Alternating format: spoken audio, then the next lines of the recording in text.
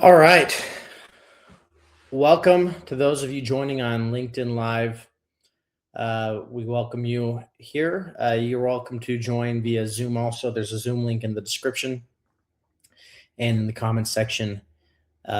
Joining via Zoom will allow you to have live participation, ask questions as they come up, and to participate with us. If you want to stay on LinkedIn Live, that's great. There's just going to be a bit of a delay from when I'm speaking to when you hear it, and so you won't be able to participate in the same way. But once again, we welcome you to all of those that are joining, whatever way you are joining. We appreciate your participation. We're going to get this started here very shortly.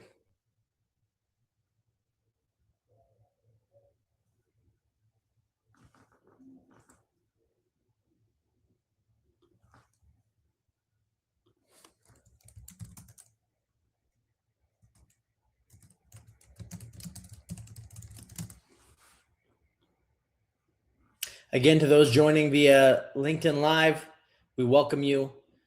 If you would like to participate in live Q&A, there is a Zoom link in the description.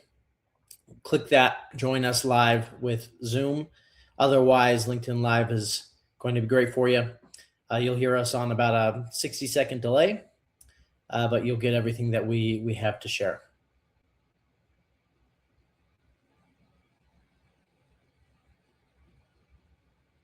Okay, so we're going to go ahead and get today's webinar started. Today's presentation is how development deals are funded and financed. So this is going to be focusing on, like it says, the funding and financing of projects. Specifically, we're going to talk about different ways to fund a project, what the capital stack looks like, and how that all moves forward with multifamily development. My experience is based on multifamily development, and so I'll be talking about primarily apartment communities, but this should apply to many other asset classes for those looking to understand the general process, regardless of what area of real estate you are.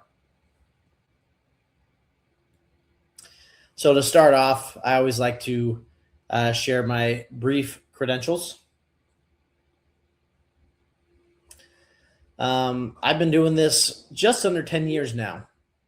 It's crazy how time flies. But we've been building Surge Investment Group for the past 5 years.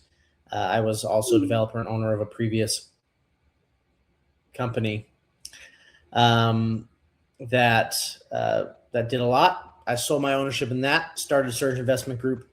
Since then, we've built 400 units, currently own those across 4 different states. Across my career, I've acquired land and titled for over 4,000 units, developed and delivered 600 units. And so I've been a part of financing, funding many different projects, both land deals and construction projects. And that's where I'll be speaking from my experience today.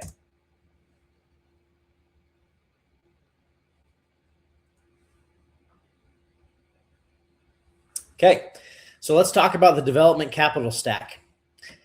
So the capital stack is basically a term that describes how your deal is getting funded and from what sources your deal is getting funded from.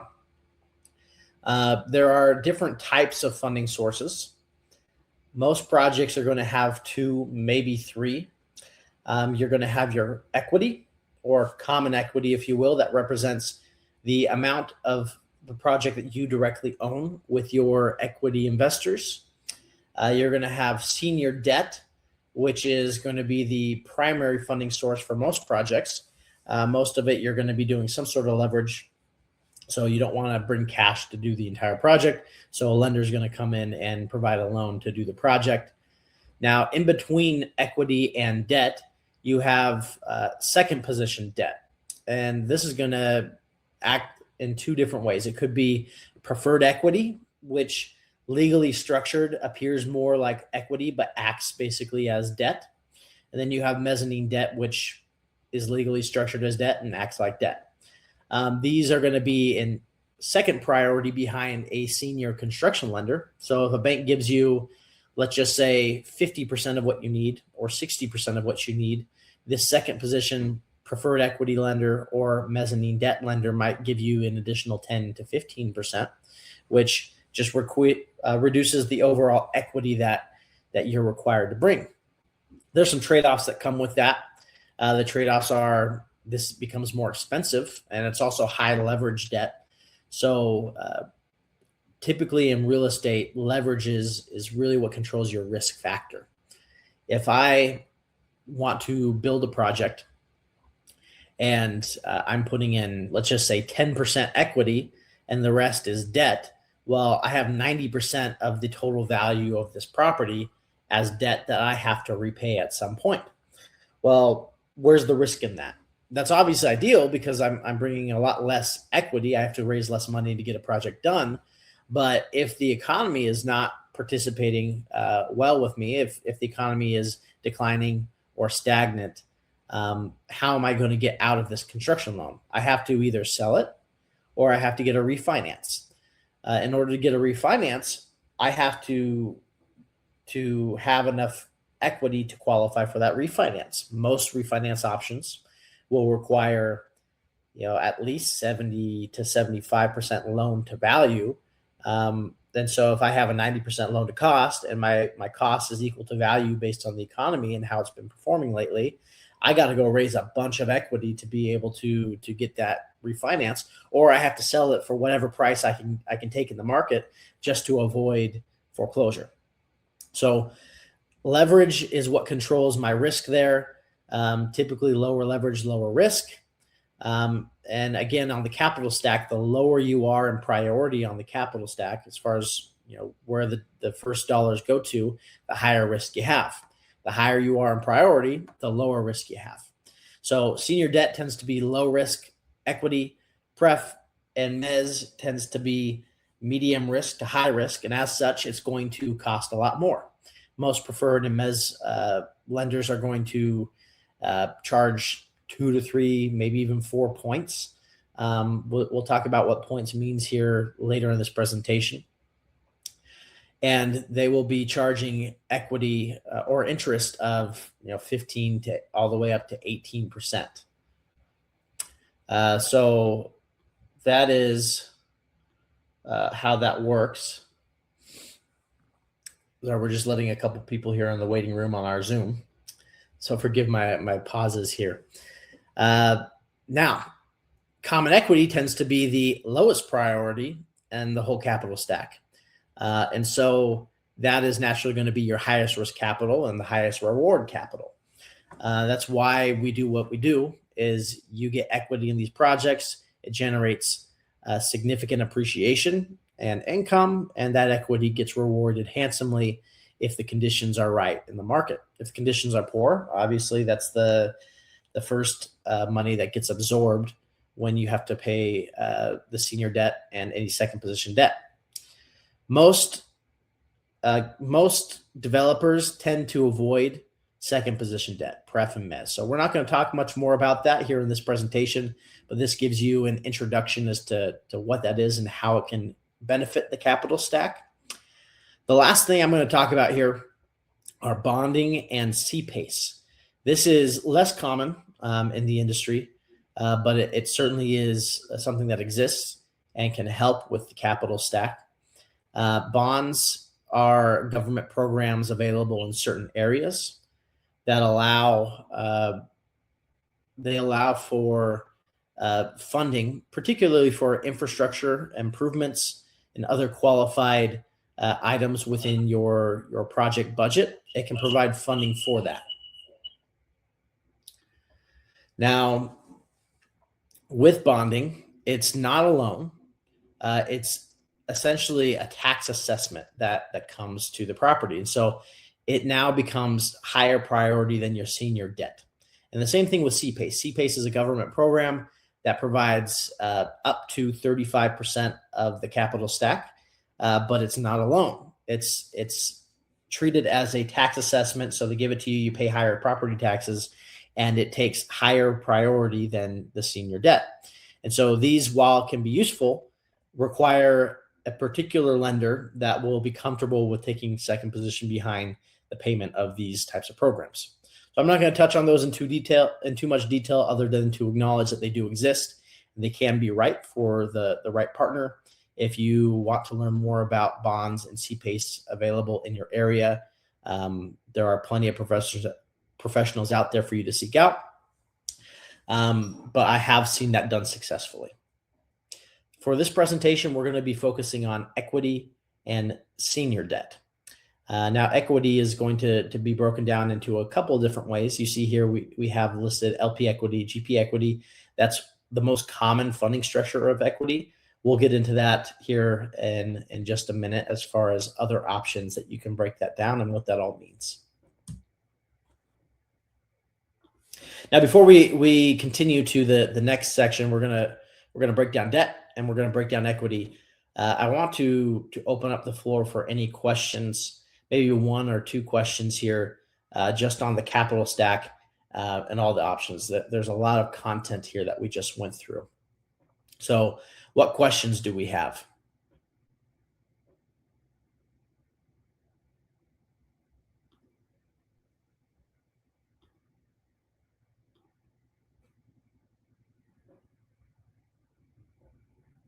Okay, sounds like there are no questions right now, so we'll go ahead and move forward. Okay, so construction loans. This is going to be the debt side of the capital stack.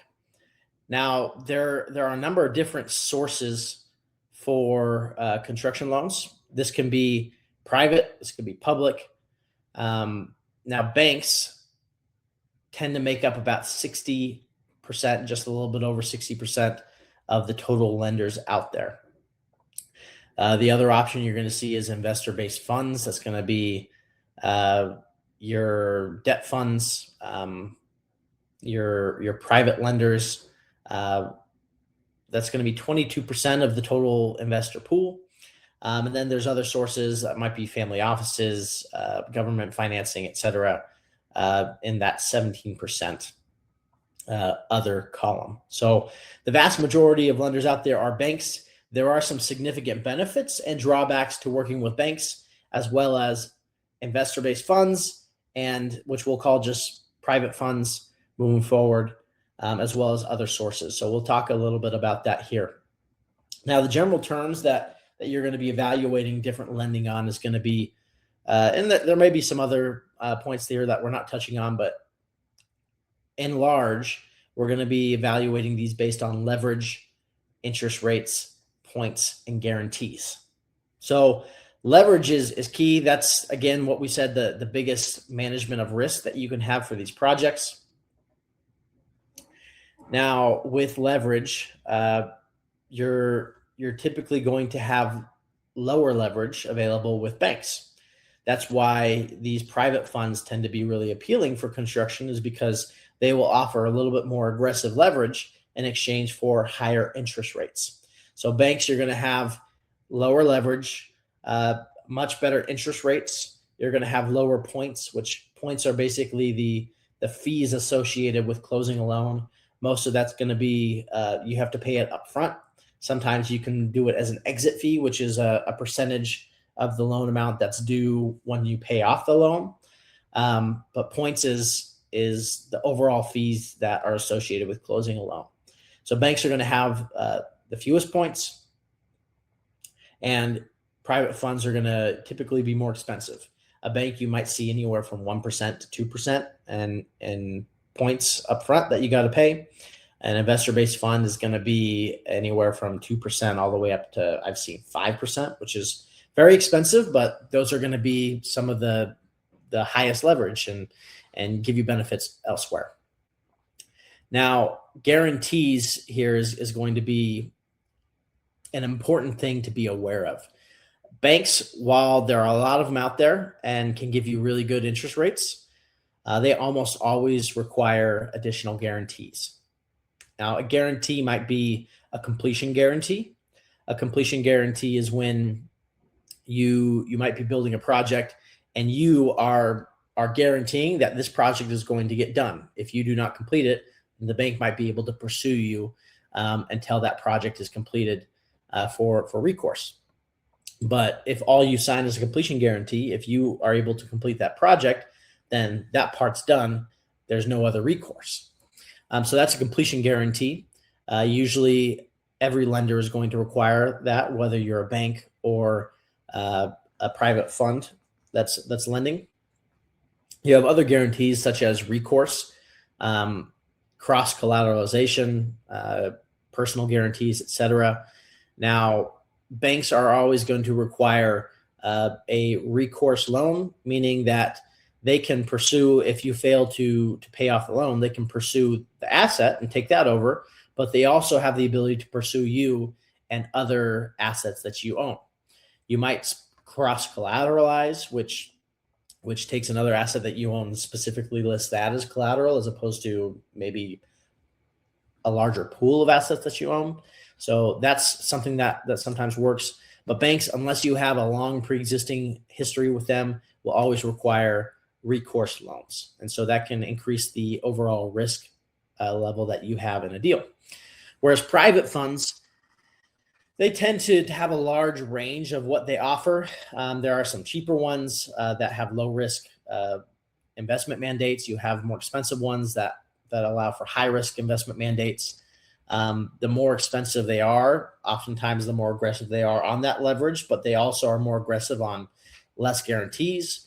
Most loans that I do are going to be funded by private funds, and they're going to be non-recourse loans with a completion guarantee. That means that the only recourse that lender has if I fail to perform on the loan is the asset itself. They cannot pursue me for going after my other assets that I have other investors in or my home. The only exception to that is what's called bad boy carve-outs. And so if I were to do something illegal or significantly in breach of contract that was deemed to be a bad act, then that's where things start to get open again to them pursuing other things. So private funds tend to be the lower risk from a guarantor standpoint, but the higher risk as far as overall leverage. And then others here, you have a wide range of what these options might be. It might be somebody who just has the money themselves and is going to give you a one-off loan. It might be some family offices that are single sourced from one individual's wealth. It might be government financing like HUD financing. All those are possible options. HUD financing can be a great option. It does take longer to do. Usually you're looking at about 8 months to a year from start to finish to be able to close on a HUD loan. Typically you want to see previous HUD experience, a long track record from the sponsor who's getting that loan. HUD loans will go all the way up to 85% loan to cost. And so they can get you higher up on the leverage, but it reduces the risk because there's an automatic rollover into long-term financing. So you don't have to worry about that. How do I take out this loan risk? So that's high leverage. That's relatively low risk. Could be a favorable point of these HUD construction loans. HUD construction loan is referred to as a D4 loan. The downside is from a developer standpoint, you cannot collect fees during construction with a HUD construction loan. So that's one reason you don't see a lot of developers doing that. Also, downside is it requires you to pay prevailing wages for labor. And so and that tends to get very expensive. And so it increases your construction costs anywhere from 5% all the way up to 15% of what your budget would be with a different type of loan, assuming that you're using local labor and lower cost general contractors. So that can be a downside too. It saves you some money on the interest. It gives you greater leverage, but you have to pay more in construction. Okay, so now moving on to equity, how equity is structured. Excuse me. So equity generally is sponsored in a couple different ways.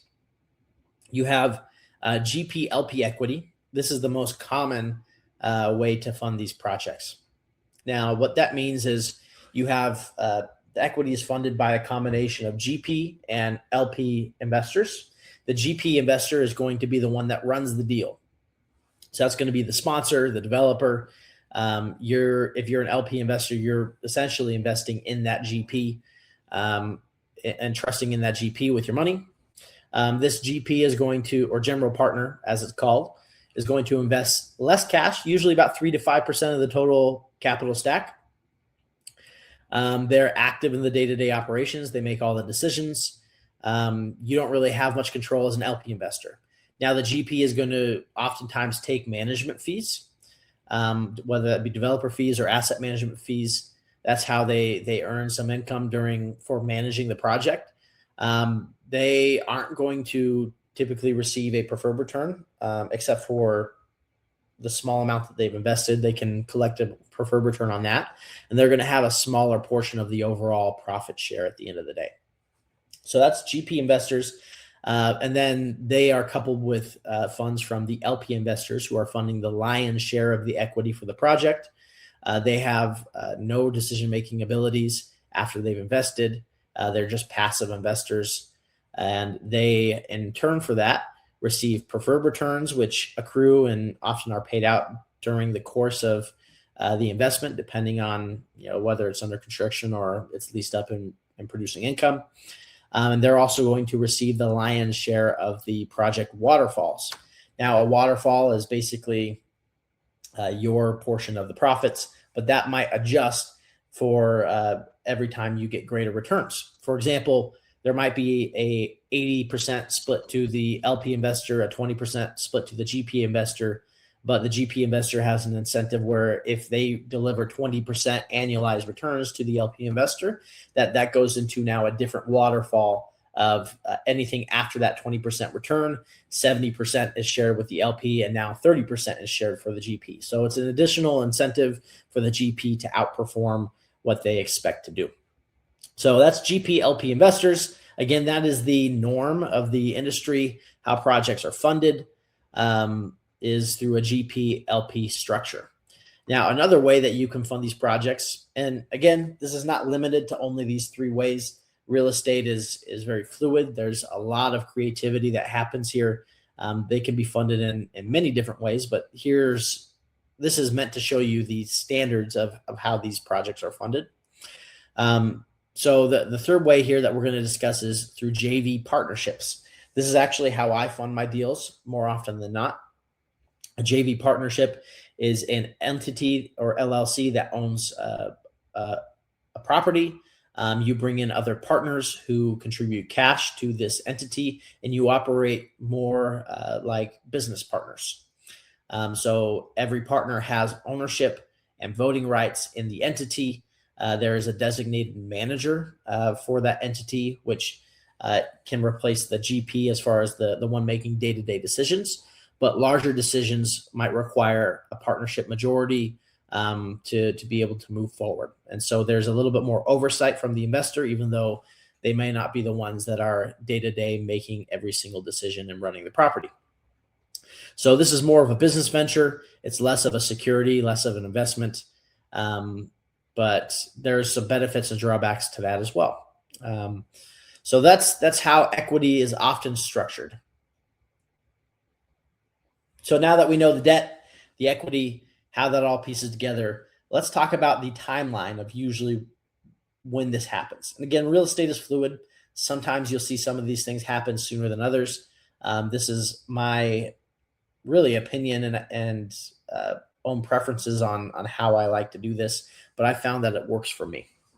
So the first thing that you want to do is secure a site. So you need to identify a property that you want to develop and put that under contract. It doesn't necessarily mean that you've purchased the property yet. It just means that you have an exclusive right to purchase that property, because you don't want to do a bunch of work and have other people come in and take that opportunity away from you. So you secure the site. You begin with the design, entitlements, due diligence. So you're doing all of your research to make sure that that the property is good. You're hiring your architects, your engineers. You're submitting plans to the city, getting all permits approved, all that. So you don't want to really start with raising money and buying the property before that's done, because that becomes risky.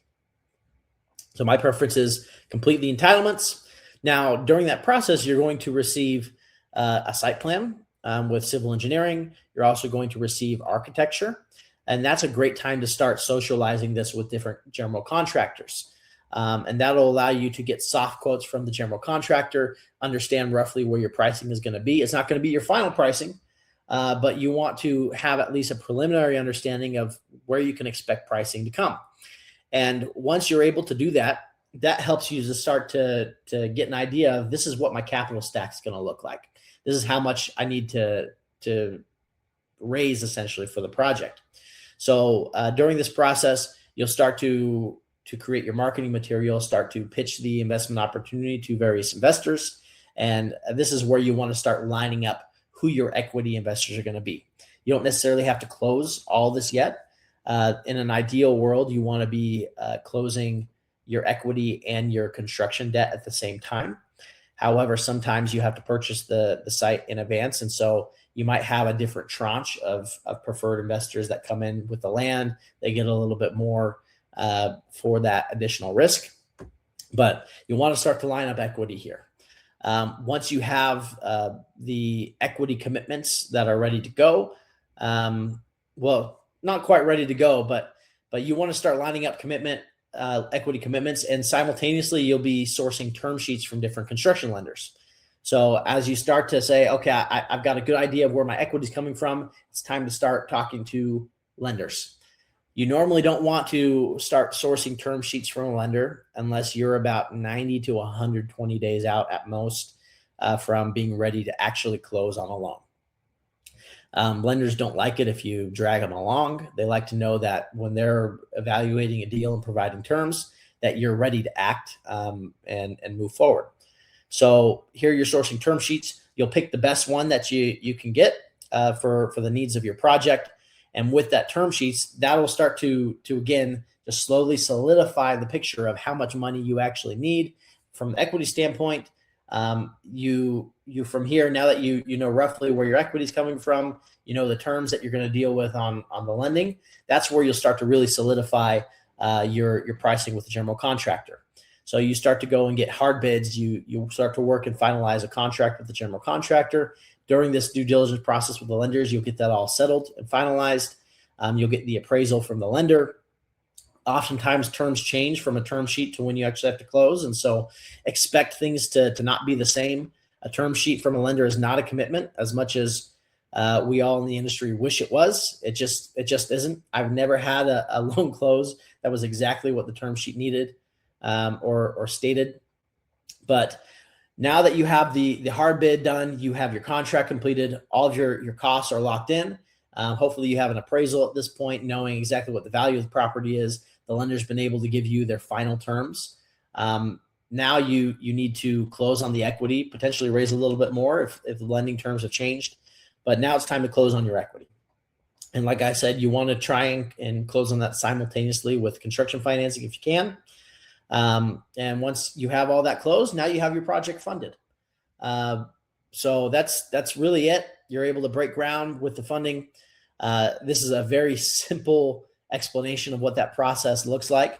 Lending is the hardest thing to do, in my opinion, when it comes to real estate development. And so this is quite simply stated. It's a very difficult process, but this is the order of events that you should expect. All right, so let's talk about a real life example. You know what? Before I do that, let's go back to this. Any questions on what I've spoken about so far before we get into this real life example? Let's take maybe one or two if there are any that exist. If not, then we'll go ahead and move forward.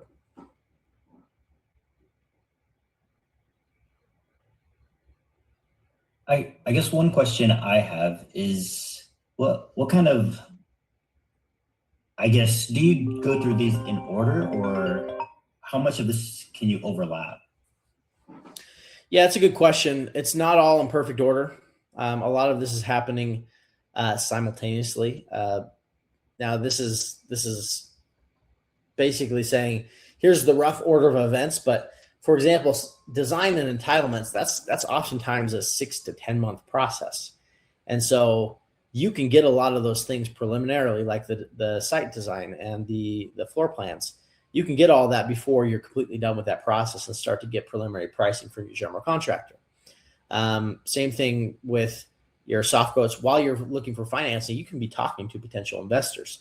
So a lot of this does overlap, but generally this is the order of what you want to start, even though it might not have been finished over the other. So good question there. Okay, thanks.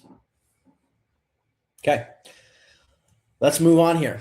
So we're going to talk about the Zoe luxury apartments in Lacey Lakeview, Texas. This is a project I built, finished in 2024. So it's crazy, hard to believe it's 2 years old now. But this property is completely stabilized. It's been a wonderful project for me. Now, back in, I think it was 2022, I want to say it was June of 2022, we purchased this site for $3,638,000. It was ready to go and entitled at that point for 214 apartment units.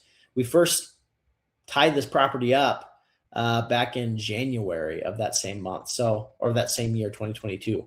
So this property went very fast. Honestly, it's the fastest property I've ever been able to entitle. The city there of Lacey Lakeview was eager to make this work, and they went very quickly on the review. So we entitled this in about 4 months, acquired the site.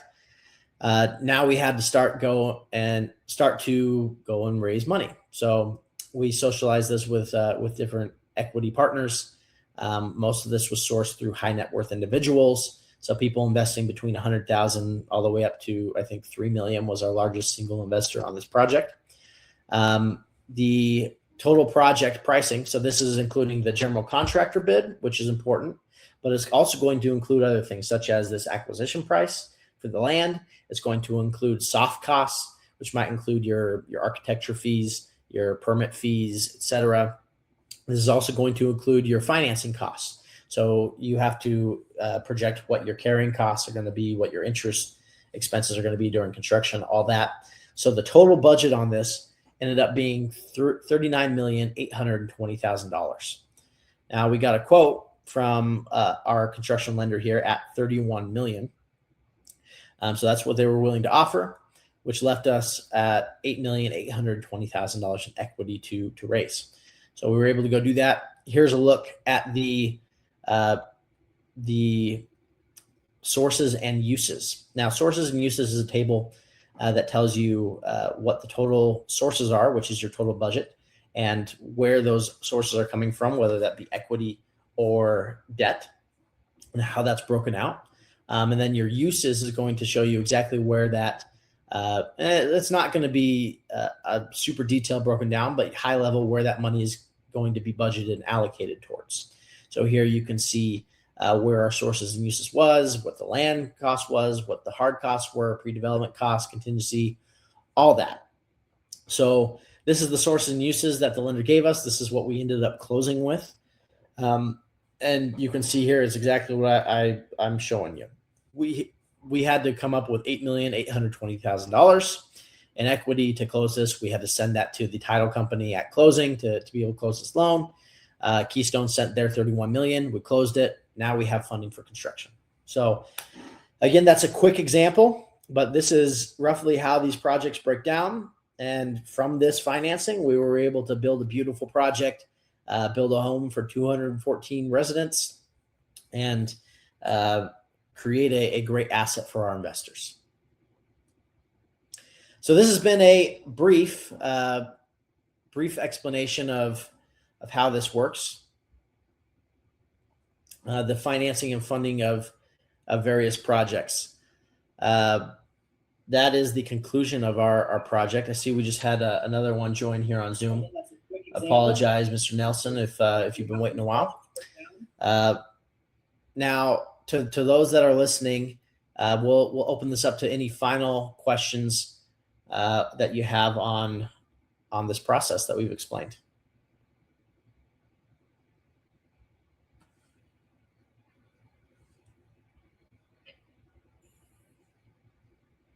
Okay. Go back to your last things. Sorry? Oh, I was just saying, Paul, can you hear me? My mic's on. I can hear you, yes. Hey, I apologize. I was a little bit late. I was watching a lot of it over on your LinkedIn link. Yeah, yeah, And I may have missed this part, but during the due diligence, when you're putting the land under contract, what are some of your guys' standard terms like for in terms of like due diligence, closing dates? Far out do you typically ask for that stuff while you're doing all this due diligence? sure. Yeah, that's a great question, and I could do my own webinar just on that process alone. We cover it a little bit in there. I've done 2 webinars that touch on that a little bit. So we'll try and get you, if you want, we could send you links to those and articles that I've written as well. But in general, you want to create as much time as you can on these contracts, because due diligence takes a lot of time, and the more you can complete before you have to buy the land, the lower risk it is for you and your investors, and it becomes a lot easier to get investment as well if you de-risk the deal up front. And so I generally like to write an offer with about 120 days of due diligence. Sometimes you need to tighten that to 90 days.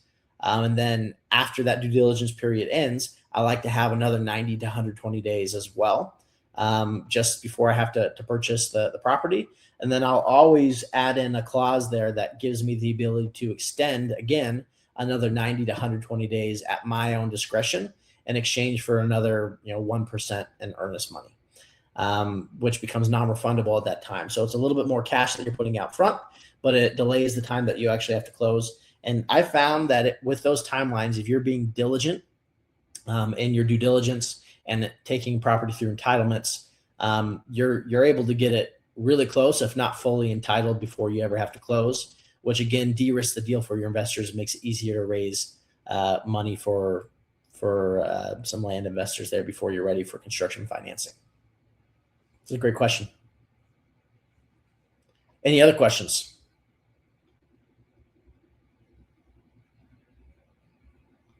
I have one quick question about the financing.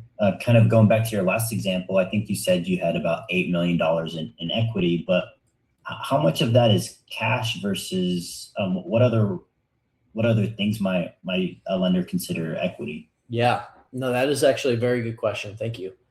So this is a good example. Here we have 8,820,000 in equity.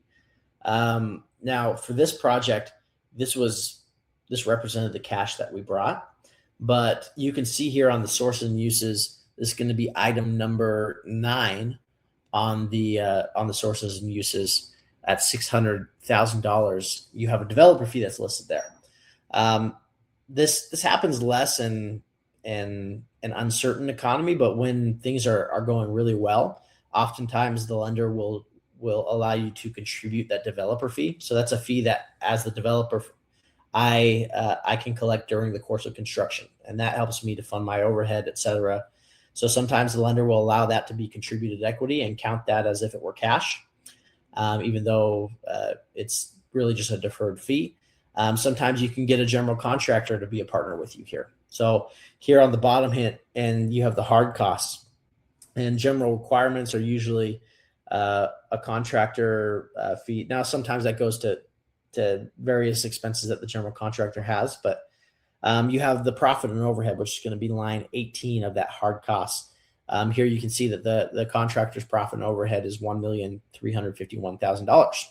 Well, if you have a general contractor that's willing to partner with you, sometimes they can contribute a portion or all of that fee towards equity in the project, and the lender will count that as cash, as opposed to maybe they're not sending a check up front, but it's something that they're going to defer and not collect over the course of construction, which lowers the overall capital stack, which lowers the risk overall.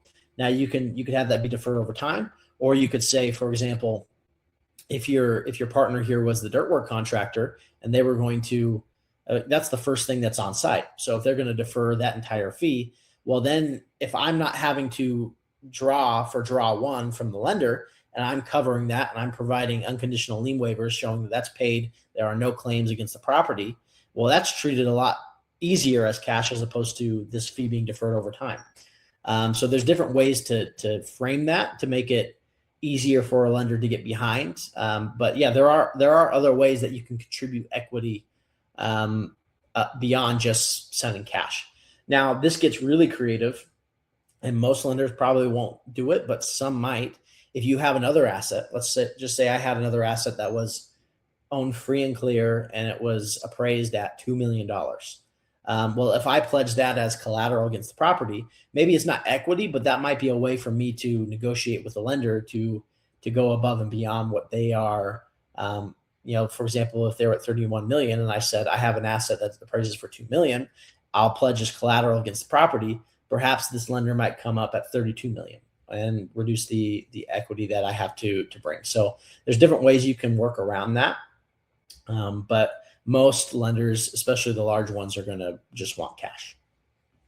Great question there. Okay. Well, I certainly hope that this has been useful for those that are listening, both via Zoom and LinkedIn Live. We certainly appreciate your participation here. We are going to be hosting additional webinars over the next couple of weeks. Here's a look at what we have upcoming. Here on March 24th, we'll be discussing owning the construction process. So this is going to dive in detail on everything construction, whether it be sourcing the right general contractor and negotiating bids and contracts, what you have to do to manage them during construction, to help mitigate change orders and overcome issues that there always will be issues during construction to have to overcome. So we'll share some real life experiences of things that have come up during our construction, and what we've done to overcome that, etc. So that's going to be March 24th. We'll be hosting that webinar. And then on April 7th, we'll be talking about recognizing and preventing fraud in real estate. There's a lot of fraud out there, and I've succumbed to some of that. I've definitely been exposed to a lot of it. I've had money embezzled from me, stolen by contractors. I've had financing sources promise things that they just can't do, and they take your fees and money for that. So I'll be talking about my experience in recognizing and preventing fraud in real estate on April 7th. So that's our upcoming webinar schedule. Again, we appreciate everybody and your participation. I hope this has been a valuable webinar. Stay tuned for more webinars, and we'll also be releasing an article and writing that talks about in even greater detail what we've talked about in today's webinar. So I hope that'll be a useful resource for you as well. We wish everybody a wonderful day. And as always, if you want to connect with us, learn more about our projects, what it looks like to invest, feel free to reach out. You can message me on LinkedIn. Here's a QR code. You can book a call with us as well. We would love to talk more. Have a great day. Thanks.